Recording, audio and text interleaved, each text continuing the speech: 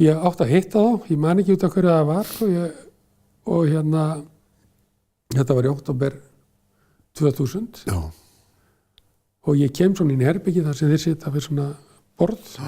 Gunnar Smári og Sigurður Magnús. Já, og þegar ég kem inn þá sé ég einhvern veginn að þá að tala um mig, einhvern veginn. Svipurinn var þannig. Já, eitthvað bara, þannig ég segi bara til að vera undan því ég var ágættur sölumæður. Þannig ég segi, já ég er tilbúinn.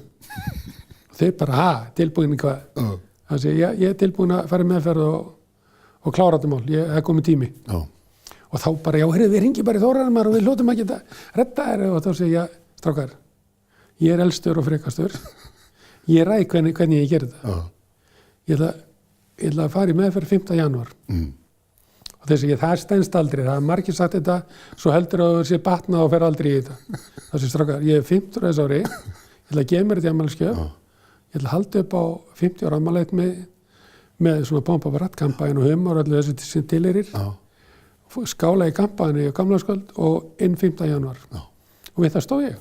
Og hefur ekki drukkið síðan? Ekki drukkið síðan og sé ekki eftir einu sekúndu.